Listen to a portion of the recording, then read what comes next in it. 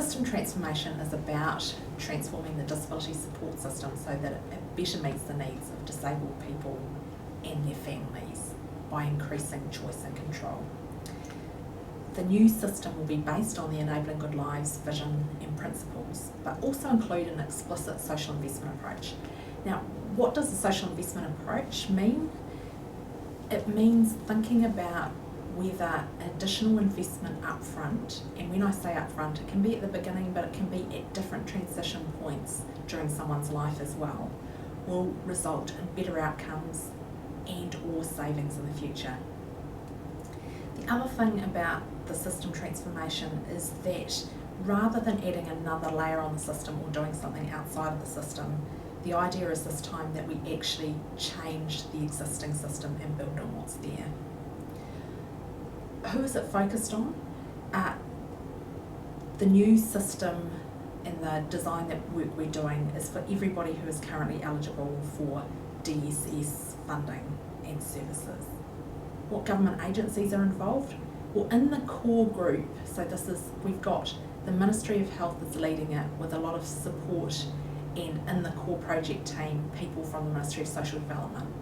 We also have a broader group that includes the Ministry of Education, ACC, Oranga Tamariki, the Population Ministries, so Te Puniri Kokori, Ministry of Pacific Peoples, and then some of the central agencies like the Department of Prime Minister and Cabinet, Treasury, and State Services Commission. We're also working with the Social Investment Unit, and also thinking about, for some specific parts of the design, we'll also need to work with other agencies like Inland Revenue, because, for example, the tax treatment of direct funding for disabled people and families. At this stage, no decisions have been made about what will be in the final system. So we're going into the co-design process, and so I can't give an answer about what existing services will be involved. But I think if you think about the principle that what we're looking at is specialist disability support, not universal services. So for example, anything that comes under disability support services funding is likely to be in. Things which anyone can get, for example a benefit, are likely to be out, and also benefit is not about specialist disability support. But at this stage, no decisions have been made on that. In terms of timeframes, the co-design process, we're starting on Tuesday, the 11th of April, and we expect to finish at the middle of June and take a very high-level design to Cabinet in the middle of the year. There will be a lot of work still to do post that co-design process. So we'll still need to do a lot of detailed service design after we take the high-level design, and we'll need to do a lot of implementation planning. The intention is that we will start, so what's different also about this particular process is that when we've worked on the demonstrations before, we've developed the design for a particular area. In this design process, we are developing a design that can be rolled out across the country. So we'll be designing something for mid-central that can also be rolled out across New Zealand. And the intention is that as part of the co-design process, we'll think very carefully about what kind of lead-in time do we need to put something in place in mid-central. This is one of the big things we learned from the Christchurch demonstration, is that we need to make sure we have time to put things in place before we start. So that will be part of the design thinking around what extra things do we need to do before we can start putting something in place in mid-central, and then once we have mid-central working, what would you need to put across the country to be able to roll it out across the country, and how long would that happen? Would that take?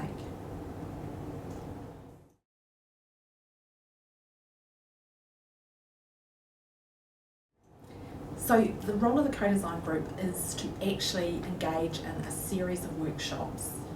We're having 9 between the 11th of April and the 13th of June, and to work with, we have got some design support from a consultancy called ThinkPlace, who will work with the 9 stakeholder representatives, 3 officials, and also a representative from the Needs Assessment Service Coordination, to work with us to develop what the high-level design will be.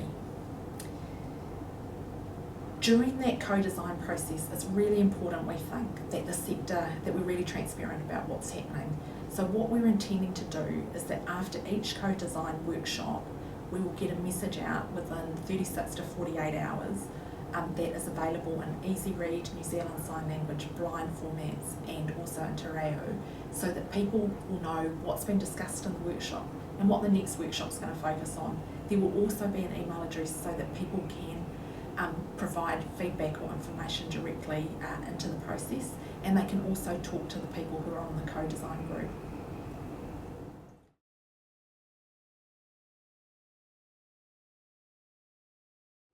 So I think when we think about the transformation process, we are looking at designing a system for the people who are currently eligible for DSS services. So that's about 32,000 people. That is a big part of the group who currently access community participation services, but it is not everybody who accesses community participation services. So there will be proposed changes for the services that are provided for 32,000 people through this process. But for the other people who access community participation services, there will be no work done on that through this process. And at this stage too, there are contracts in place until the 30th of June 2019, and we don't anticipate any changes to those at this stage.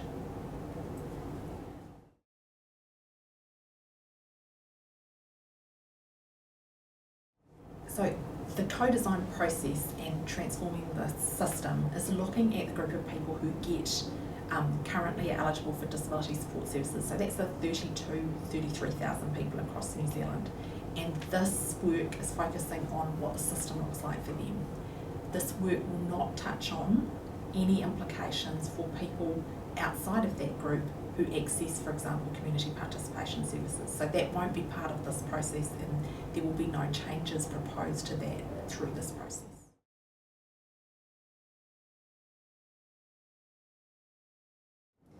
At this stage, we aren't at the point of having the answers on that, so we're just going into the co-design process. But some of the things we need to think about is what needs to be put in place to support all of the different stakeholder groups through the change and to make it work post the change. And so part of the thinking will be, what do we need to put in place for providers? Some of the questions that, this is one of the questions that we will be asking about, how do we make it work when funding moves from bulk funded contracts into individuals purchasing services from providers. And there's quite a lot of questions, not just that one, but also, have we got the right regulatory framework in place when individual disabled people are purchasing services, for example? There's also a question that's come up that we're thinking about, which is around the whole creating inclusive communities. So we know that providers do a lot of work that is not about an individual person, but more about how do you create opportunities for individuals in the community. And that's one of the things that we need to think about through this process as well. What do we need to put in place to support that, to improve outcomes for disabled people and families?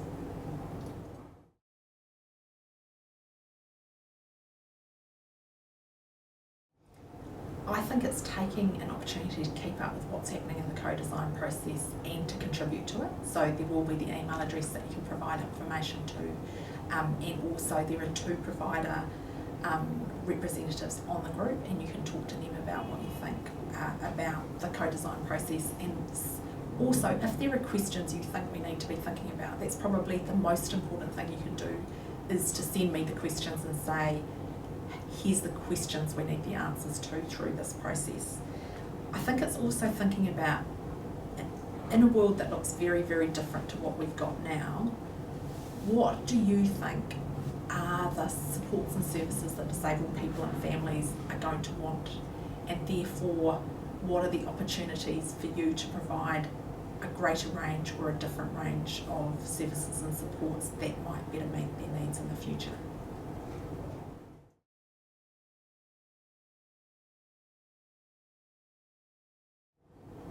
There's probably 2 key messages.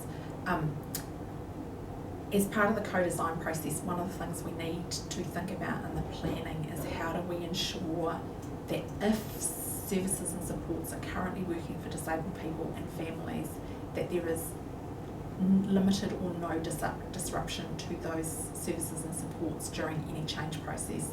So that is something that we just need to think about what we need to put in place to enable people to continue to receive the services and supports that they currently have if they're working for them.